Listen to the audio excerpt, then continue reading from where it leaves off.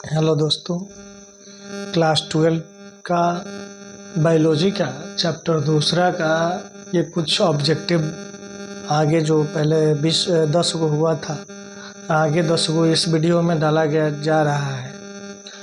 पहला जो इसमें 11वां नंबर क्वेश्चन है, पहले 10 को कराया जा चुका था। क्रैश कोर्स को देखते हुए ये सब चीज़ें कराया जा रहा है।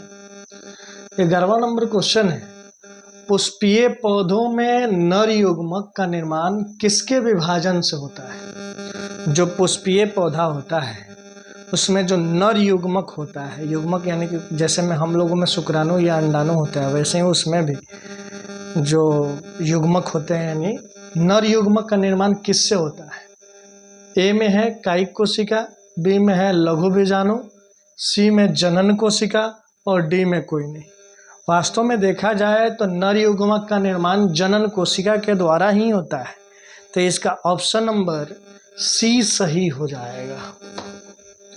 फिर अगला क्वेश्चन है, निम्नलिखित में से किस समूह में अगुणित पादप शरीर होता है? अगुणित यानी एन के रूप में उस पौधे का शरीर होता है।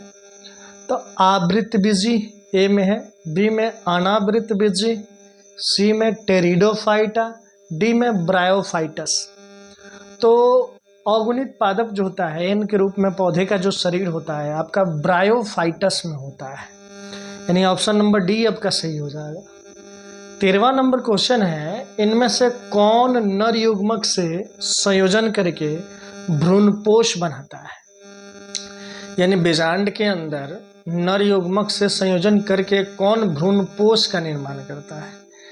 तो ए में है अनिषेचित अंड, बी में है सहायक कोशिका, सी में है द्वितीयक केंद्रक, डी में है कोई नहीं। इनमें से कोई नहीं। तो वास्तव में देखा जाए तो जो द्वितीयक केंद्रक होता है वही नर युग्मक से क्या करता है? संयोजन करके भ्रूणपोष का निर्माण करता है। जो द्वितीयक नर युग्मक होता है, जो बीजांड के अंदर जो ध्रुवीय कोशिका होता है उससे जाकर के मिल करके भ्रूणपोष का निर्माण करता है, उसी को द्वितीयक केंद्रक कहा जाता है। 14वां नंबर क्वेश्चन है, भ्रूणपोष में किस रूप में गुणसूत्र होते हैं? भ्रूणपोष यानी जो भ्रूण का पोषण होता है उसमें किस रूप में गुणसूत्र होता है? ए में है एन के रूप में, बी में है 2n के रूप में, सी में है 3n के रूप में, डी में कोई नहीं। वास्तव में देखा जाए तो भ्रूणपोष जो होता है आपका 3n के रूप में होता है। ठीक है, 3n के रूप में। n का मतलब अगुणित, द्विगुणित, त्रिगुणित, यानी 3n के रूप में गुणसूत्र होता है भ्रूणपोष में। 15वां नंबर क्वेश्चन है, निम्न में कौन कीटभक्षी पौधा है? माने इनमें से कौन सा कीटभक्षी पौधा है? ए में ड्रोसेरा, बी में नेफेंथिस, सी में ए और बी दोनों, डी में कोई नहीं। वास्तव में देखा जाए तो ड्रोसेरा और नेफेंथिस ये दोनों कीटभक्षी पौधा होता है। यानी कीटभक्षी कहने का मतलब वैसे पौधे जो कीटों को मार करके खा जाते हैं, ठीक है, तो उसे कीटभक्षी पौधा कहा जाता है। तो आपका दोनों हो जाएगा, यानी ऑप्शन नंबर सी आपका सही होगा, यानी ए और बी दोनों। फिर 16वां नंबर क्वेश्चन है, अनून मिलय परागन वाले पौधे में निश्चित रूप से होता है। अनून मिलय माने वैसा पौधा जिसमें अनून मिलय परागन वाले पौधे में निश्चित रूप से होता है, ने उसमें कौन सा परागन होता है? स्वपरागन होगा, पर परागन होगा, कि दोनों हो सकता है, स्वपरागन और पर परागन दोनों, और डी में इनमें से कोई नहीं। वास्तव में देखा जाए तो अनून मिलय जो परागन होता है वो स्वपरागन होता है। ठीक है, यानी कि वो खुद से अपने आप को क्या कर लेता है? परागित कर लेता है, तो उसे अनून मिलय परागन कहा जाता है।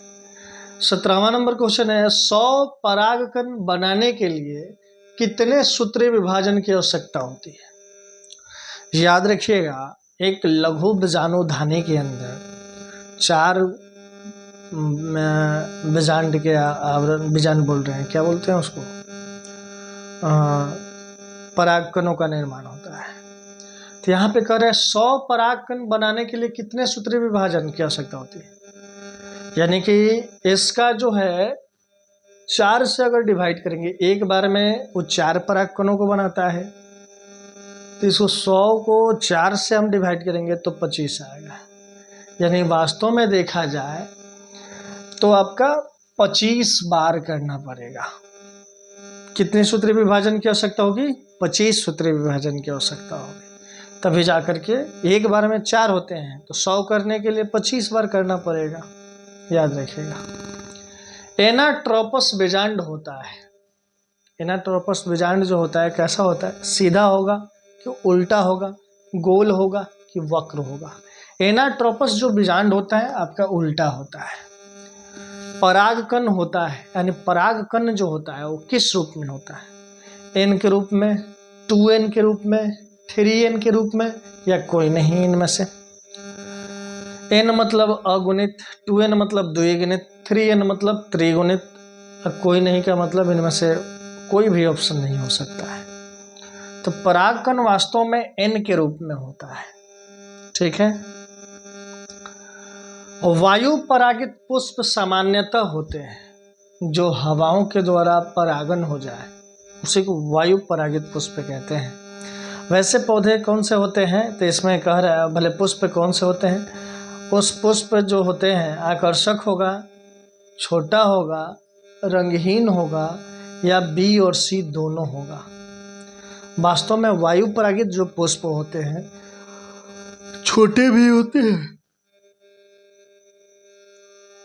यानी वायु परागित जो पुष्प होते हैं छोटे होते हैं और रंगहीन होते हैं, ठीक है।